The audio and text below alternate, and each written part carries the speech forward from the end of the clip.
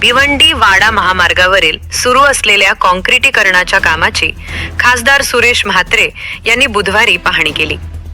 रस्त्यावरील अनेक ठिकाणी काम अपूर्ण असल्याने सार्वजनिक बांधकाम विभागाचे अधिकारी व ठेकेदाराला पावसाळ्यापूर्वी आवश्यक कामे तातडीने पूर्ण करण्याच्या सूचना त्यांनी दिल्या.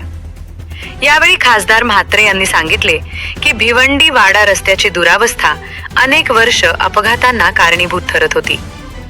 ठेकेदाराला निधी मिळण्यात अडचणी येत असल्याने शासन स्तरावर पाठपुरावा करून 138 कोटी रुपयांचा निधी उपलब्ध करून दिला.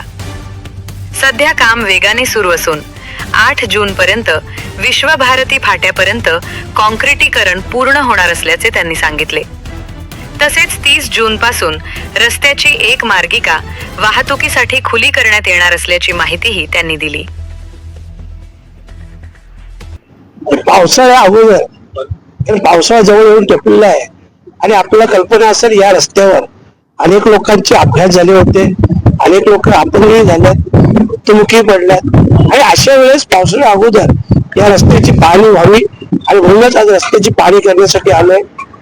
इथे साहेब सोबत आहेत, कॉन्ट्रॅक्टरची व्यक्ती होती, मगाशी आम्ही तिथं पाहणी केली आणि या दरम्यान त्यांनी जबाबदारी एक लेन आहे, ही एक लेन साधारणतः 8 जून पर्यंत इथपर्यंत काम पूर्ण करतील आणि साधारणतः 30 जूनच्या आत हा सिंगल रस्ता हा सगळ्यांसाठी खुला असेल.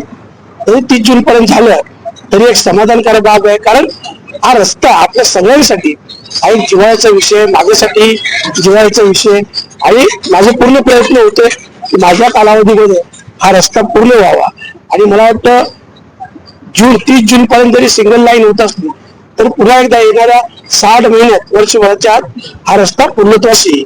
हे तर आपण स्वतः पाहतो ना, जेव्हा आम्ही फोर व्हीलर गाडीत असतो आणि परिस्थिती पाहतो खूप मनाला वाईट वाटतं आणि म्हणून बोललो का लवकरात लवकर मला यांनी सांगितलं की 8 जून पर्यंत एक लेन कम्प्लीट करून देतो, परंतु 30 जून पर्यंत पूर्ण लाईन खुली होईल. बघा, कामाच्या गतीविषयी आपण पाहिलं असेल, सुरुवातीला तर खूपच स्लो काम होतं, नंतर मध्ये मध्ये तर कॉन्ट्रॅक्टरने तुम्हाला देखील बाईट दिली पत्रकारांना की मला पेमेंट मिळत नाही आणि त्यावेळेस ती बाईट पाहिल्यानंतर मी स्वतः मंत्री महोदयांना 2 वेळा भेटलो, मुख्यमंत्री महोदयांना भेटलो. आपण छत्रपती शिवरायांच्या मंदिराच्या वेळेस पाहिलं असेल, मी मुख्यमंत्री महोदयांना विनंती केली आणि त्यानंतर त्यांनी 138 करोड रुपयाचा एक टप्पा त्याला दिला. आता देखील पेमेंट सुरळीतपणे चालू आहे आणि म्हणून लवकरात लवकर कामास गती मिळेल.